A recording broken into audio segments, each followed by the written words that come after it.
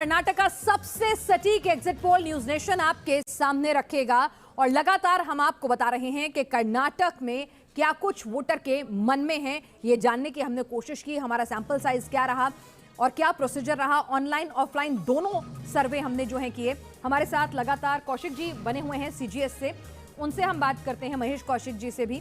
लेकिन उससे पहले एक रिपोर्ट दिखाएंगे कि किस तरह से नतीजों का सबसे सटीक अनुमान सबसे बड़े सैंपल साइज के साथ हम आपके सामने रखने जा रहे हैं। सवाल है कि आखिर चुनाव में वो कौन से मुद्दे रहे जिन्हें ध्यान में रखकर जनता ने अपना वोट डाला, बताते हैं आपको इस रिपोर्ट के जरिए।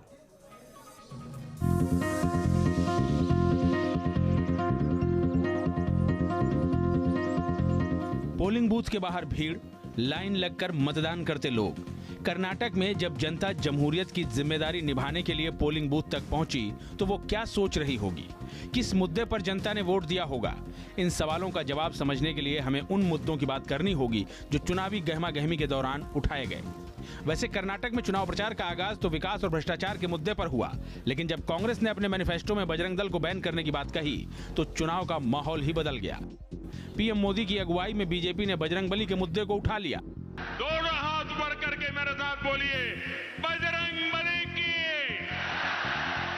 बजरंग बली की, बजरंग बली की, भारत माता की।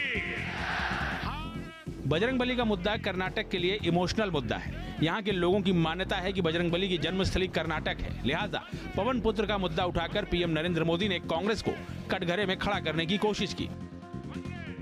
पहले प्रभु श्री राम को ताले में बंद किया और अब जय बजरंग बली बोलने वालों को ताले में बंद करने का संकल्प लिया है। यह देश का दुर्भाग्य है कि कांग्रेस पार्टी को प्रभु श्री राम से भी तकलीफ होती थी और अब जय बजरंग बली बोलने वालों से भी तकलीफ हो रही है। कर्नाटक के कुछ इलाके, खासकर तटीय इलाके, सांप्रदायिक रूप से संवेदनशील रहे हैं। हिजाब का मुद्दा हो या फिर लव जिहाद, कर्नाटक में इस मुद्दे की गूंज सुनाई देती रही है। पीएम मोदी ने एक फिल्म के जरिए भी इस मुद्दे को उठाने की कोशिश की। ये केरला स्टोरी की इन दिनों काफी चर्चा है। कहते हैं केरला स्टोरी सिर्फ एक राज्य में हुई आतंकवादियों की छद्म नीतियों की साजिशों पर आधारित है। बजरंग बली, लव जिहाद, विकास, सुरक्षा, ये वो मुद्दे हैं जिसके जरिए पीएम मोदी ने कर्नाटक की जनता से दोबारा बीजेपी को जिताने की अपील की। बीजेपी की ओर से यूपी के सीएम योगी आदित्यनाथ और गृह मंत्री अमित शाह ने भी ताबड़तोड़ रैलियां की। अमित शाह ने लगातार पीएफआई का मुद्दा उठाया।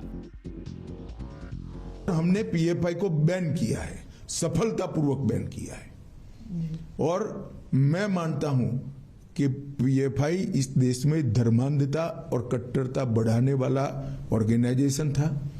टेररिज्म का एक प्रकार से रॉ मटेरियल तैयार करने का वो लोग प्रयास कर रहे थे।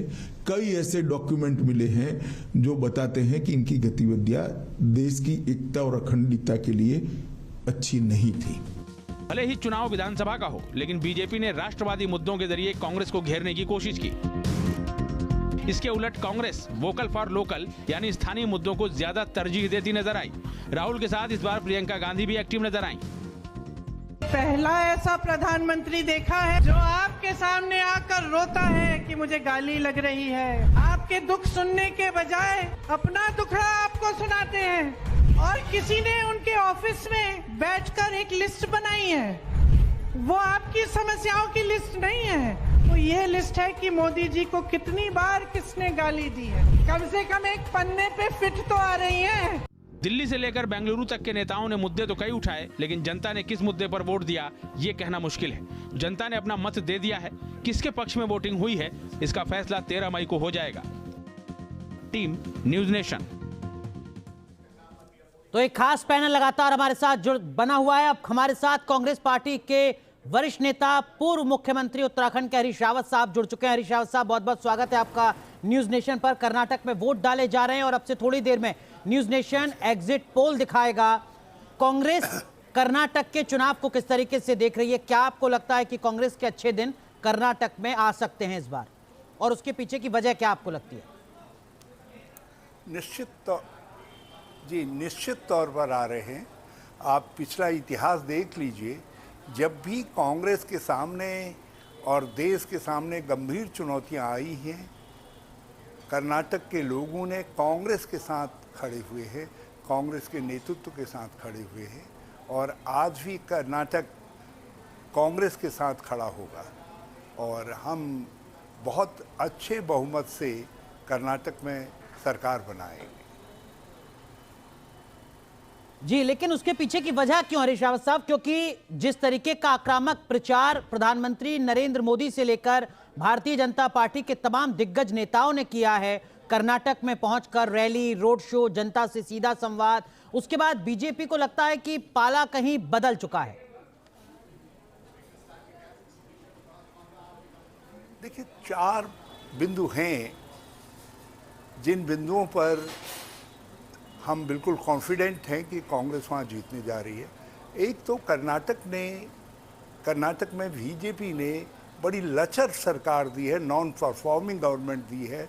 प्राइम मिनिस्टर ने लास्ट कुछ महीनों के अंदर उसको भरपाई करने की कोशिश की थी, मगर वो काफ़ी नहीं था और लोगों के मन में भ्रष्टाचार की ऐसी छवि बन गई भाजपा सरकार की, बुमई सरकार की, कि मिस्टर 40% नाम हो गया चीफ मिनिस्टर का, और एक घर घर का सवाल हो गया। हरीश रावत जी, आपकी इसी बात को मैं आगे अपने वरिष्ठ पैनल के पास भी ले जाती हूँ। हमारे साथ एनके सिंह जी हैं कि जो पे सीएम का जो पूरा कैंपेन था, करप्शन की जो एक पूरा का पूरा एग्रेसिव कैंपेन कांग्रेस ने चलाया, बीजेपी कहीं ना कहीं उसका काउंटर दे पाने में विफल रही। आप शायद 6 महीने पहले अगर सीएम को बदल देते तो चीजें शायद और बेहतर होती, उस परसेप्शन को आप मेंटेन कर पाते। बड़ा अच्छा सवाल है बिनाज। ये जो करप्शन होता है, ये परसेप्शन होता है। एग्जिस्ट तो सभी काल में करता है, और भारत में करप्शन पे ऑफ सिस्टम का करप्शन है, ये एग्जिस्ट करता है। लेकिन यहाँ पे हुआ ये है कि बीजेपी इसको काउंटर नहीं कर पाई, और पेसीएम एक अच्छा कैच वर्ड मिल गया पेटीएम के बरक्स, और पेसीएम काफी अच्छा चल गया। ये कांग्रेस की एक सफलता थी। और एक बात हम आपको बता दें, गिरे दिनों में भी कांग्रेस की वहां पे जो कैडर स्ट्रक्चर है उनका अपना इनबिल्ट है, और वो काफी अच्छा है। उसने इसको पेसीएम के इशू को, माने करप्शन को, काफी दूर तक वो ले गए, और बीजेपी इसको काउंटर नहीं कर पाई। एक सही समय में एक अच्छा चीफ मिनिस्टर देना जो जीरो टॉलरेंस रखे, कुछ लोगों को उठा के बंद करे, इस तरह के मैसेजेस दे, वो नहीं हो पाया। तो मेरे ख्याल से ये एक पोटेंट इशू बन गया है वहां चुनाव में। आप मुझे दुरुस्त कीजिएगा इनके सर, अगर क्योंकि एक एनालिसिस की बात जो है सामने निकल कर आ रही है कि कहीं ना कहीं ये जो पूरा का पूरा चुनाव है उसमें कांग्रेस ने एक और बहुत समझदारी वाला काम किया कि बाहर से कई बार कुछ ऐसे नेता हैं कांग्रेस के जिनके बयान खुद गले की हड्डी बन जाते हैं, 1 या 2 मौके छोड़ दें। इस बार कांग्रेस ने बहुत फूक फूक के कदम रखा, बाहर से नेता आए तो सही, लेकिन उतना ही बोले जितना बोलना था। बिल्कुल सही है, लेकिन तब भी गलतियां हुई। हाँ, खड़गे जी का बयान हुआ, गलतियां हुई, लेकिन उस प्रोपोर्शन में नहीं जैसा कि बिल्कुल सही है। साहब बिच्छू बोला, गलतियां हुई, ऐसा नहीं है कि नहीं हुई, लेकिन फिर भी हम ये कह सकते हैं कि इस बार कांग्रेस काफी कॉशियस रही, और उसने लोकल इश्यूज पे फोकस किया, बजाय इसके कि बड़े इश्यूज ले जाए, लोकल इश्यूज पे ज्यादा फोकस किया। लेकिन हरीश रावत साहब, आपको लगता है कि आपकी सरकार में मुसलमानों को अलग से 4% आरक्षण देने का ऐलान हो, या फिर बजरंग दल की तुलना पीएफआई से करने की बात हो, बजरंग बली को लेकर जिस तरीके का सियासी बवाल हो,